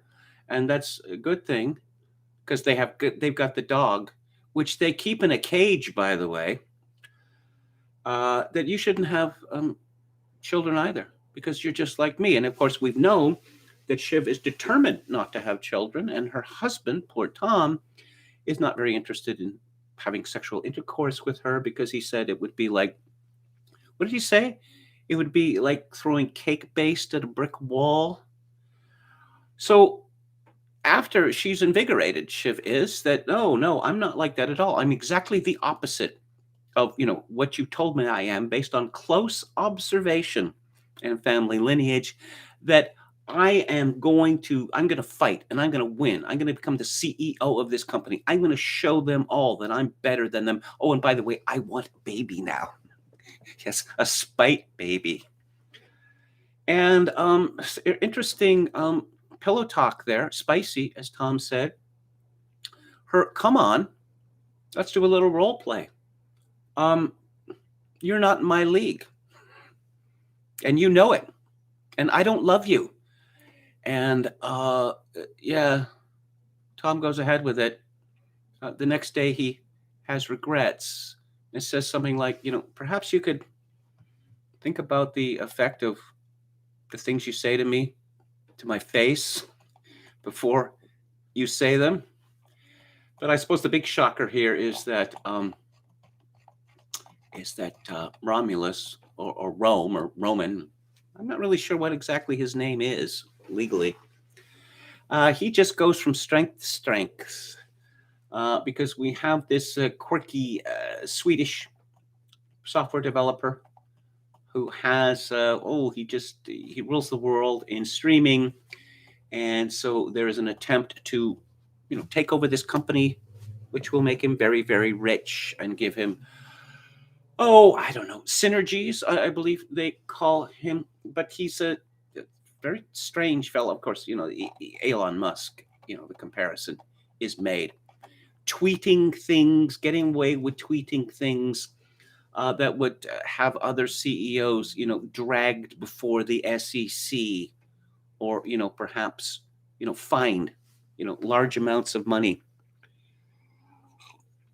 And so it turns out that the Swede He's thinking actually of a merger of equals.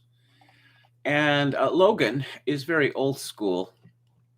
I mean, he doesn't really understand new media, but he's smart enough to understand that Waystar Royco must expand or die. It's going to get swallowed up himself. So, yes, he's amenable to this idea. And his belief is that no, we know how to do these things better. So, yes, we're still going to be in charge. The family's still going to be in charge. And this is a huge win for Roman, who has been navigating this. But Roman is a sexual pervert. There had been hints earlier this season that Roman is actually a homosexual, and there was an accusation made against him in last night's episode, which was new to me. I think new to anyone who'd watched the show, of, let's say, an inappropriate personal relationship with the personal trainer that we saw in season 1. And he had this strange relationship with Jerry, who I suppose is the character that I'm rooting for, because she is good at her job and she is not a monster. We know he had this weird sexual attraction to her, geronto sex. I don't know what you'd call it. And there was some embarrassing scenes where Roman is self-loathing and he responds sexually to being insulted, grossly insulted. And he keeps sending Jerry dick pics. Later, Roman says, "Oh, dick pics, they're called." And, his expectation, no, Dad wouldn't know what dick pics are. And he said, well, given that I own some of the most popular newspapers in the world and that we probably coined this phrase, yeah, I know what that is. He been sending these to Jerry, and Jerry had said, stop, no, really, I mean it, stop. No, he can't stop because he's a sicko, as his father said. A pic that was supposed to go to Jerry went to his father instead, and his father was thunderstruck, and some fine acting from Kieran Culkin there. He looked like he was afraid that he was going to be murdered on the spot. And so his father asks him if he's a sicko, and I'm thinking, you've known he's a sicko right from the very beginning, right? A sicko in all sorts of different ways. He asks about that gorgeous Irish woman who was supposedly his girlfriend. Like, what happened there? And what, you just can't make it work sexually with that woman? Maybe you don't like women too much. That was my response, and it turns out perhaps I'm right. But no, remember the very first episode when Rome decided that, hey, there was this chubby Mexican kid who came up to bat in this baseball game. I will give you $1 million if you hit a home run. And no one stepped in to say, what is wrong with you, you monster? No, this is very amusing. No, it was horrifying. No. And so, Shiv, you remember Siobhan? She's such a feminist, right? So after this bombshell, and her father consults her on this, she decides this is the perfect opportunity to take out Jerry, saying, have you reported this to HR? You better report it to HR. And the fact that you haven't reported any of these incidents to HR, it rather gives the impression that you approved of them. Yeah. I don't know. I suppose Shiv is perhaps the most hateable of the like, because she is the one with the greatest number of natural advantages. She's highly intelligent, although perhaps not as intelligent as she thinks. She's a gorgeous woman with porcelain skin of the type that, women would kill for. Yeah, so there we are. And I suppose big cliffhanger at the end of the episode. But no, I'm just thinking, watch. I know that I know that Kendall's kids are strange, okay, and there's a question whether they are in fact his natural children or where they came from, how they were procured.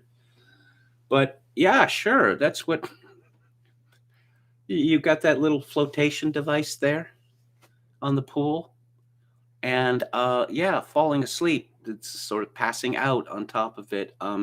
The kids just walk away because, of course, that's what you would do, because no one ever shifts in their sleep or anything like that.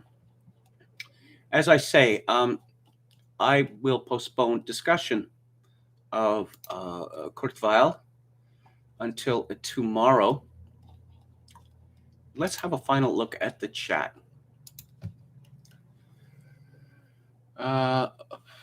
Okay. Former Nebraska State Senator Don DeCamp went on Alex Jones' show today to talk about the Franklin cover-up. Talk about, oh, I know that case. Yeah, the Ghislaine Maxwell trial. Yeah, I read about. I've written about. Sorry, not written. Read about it. The Australian has declared that life-saving surgery will be denied to the unvaccinated, said Ashimane Bravo, who also says that Italian Archbishop Carlo Maria Vigano, God bless him, said that God will protect those who resist the New World Order and vaccines. Rollo Klevich says pesticide is obvious. A lot of young women today don't want children. Yes, it is.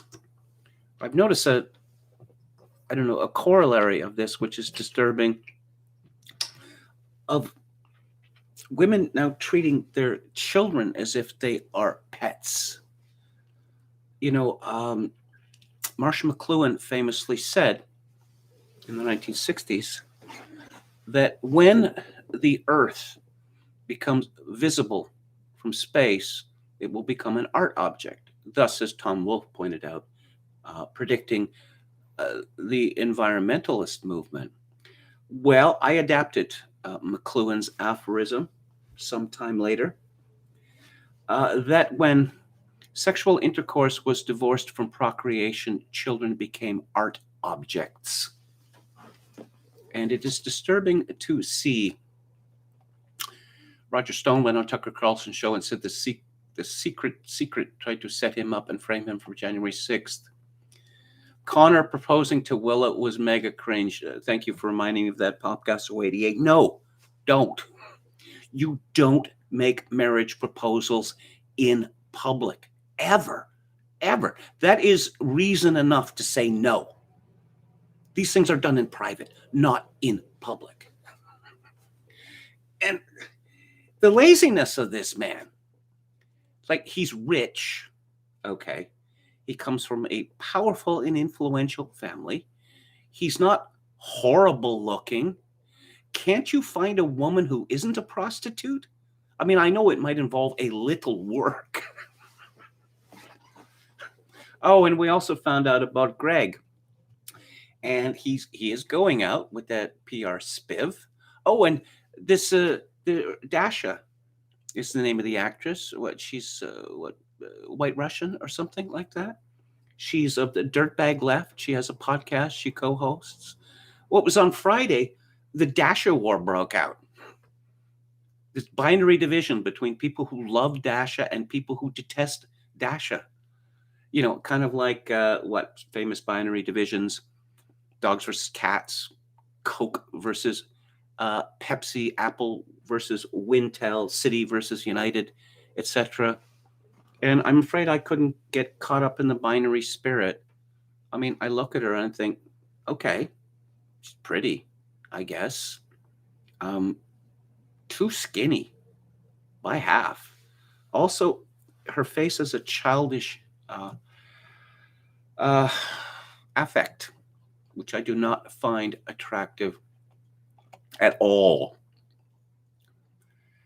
Stacey Abrams has announced she will run again in Georgia. What say you, says Don Willis. The joke was last week, or when this was announced, that has she yet conceded that she lost the last election? Glib Medley, hello Glib, says Dasha would be a good KMG co-host. I don't like to criticize women for their looks. It's just that there seem to be a lot of people, men, drooling over her on Twitter and elsewhere on the internet, and horses for courses, as they say. Neil Terry, Neil, says, I fight my own war and maintain that people named Neil can't spell their own name. Yeah, there's all these people named Shawn, Shawn, and I'm thinking, did that spelling come about because there were people who had difficulty pronouncing Sean? That must have been the reason, right? Of course, there's people who spell Neil, Niall, sometimes with an accent in there, in the Irish way. Yeah, my own name, my Kevin, it's I don't even know how it's pronounced in Irish. It's spelled Coemgen. I do know Patrick. It's spelled Padraig, and it's pronounced Porrick. Okay, all right. Well, Don Willis, thank you for your kind words. I got 4 phone calls from employers in New York City looking to hire me. These are jobs I applied to back in early 2020. I'm so happy I got it in time, says Lamprey Milt. Okay. Well, good news. I'm glad to hear it. And coming up, Music Monday is going to be tomorrow, as previously mentioned. On Theater Thursday, a rather grim movie. It's not from 1946. I made a mistake on Twitter. Was it from? Let me look it up here. It's by Gillo Pontecorvo, who made the Battle of Algiers, one of the greatest films ever made. And it's called Capo, and it came out in 1960. It's about the Capo regime in death camps during World War II. And on the book club on Friday, I'm going to be discussing a novel by Teresa Waugh, who is the widow of my favorite journalist, Oberon Waugh. And it's called Waterloo, Waterloo, a fine writer in her own right. So, oh yes, I should update you on my father's will. Oh yes, apparently money could not be dispersed from the will because a final certificate from the Canadian Revenue Agency saying that all the taxes that had been paid had not been received. I mentioned that 2.5 weeks ago, I was told that there would be a disbursement, not all of it, but a disbursement in a couple of weeks. Well, it was 2.5 weeks ago. Now I find out that 2 weeks ago, or almost 2.5 weeks ago, the certificate was received by the state lawyer. So why haven't I got my money yet? Is this going to be more complicating now? This is, I don't know. I'm just going to leave it at that. It would be rash for me to be any more specific. Hopefully, it comes soon. I am resigned to spending a second Christmas in this hotel room. I will come up to my 1-year anniversary for my second stay in this hotel on December the 17th. I only hope that I have somewhere to live after December the 24th. And with that in mind, if you'd like to make a donation to this live stream, my PayPal account is linked to Kevin_Grace@hotmail.com. Once again, Kevin_Grace@hotmail.com. If you are in Canada, donations to the live stream may be made directly via Interac at kevingrace@shaw.ca.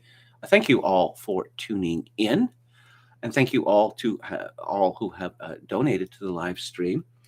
I will be back on the air tomorrow at 4 p.m. Pacific, 7 p.m. Eastern. And as always, I leave you with this: in these days of social atomization and a civilizational collapse, I do dearly wish that you, my dear viewers and listeners, manage to forge a genuine human connection in order to ease the burden. Good night.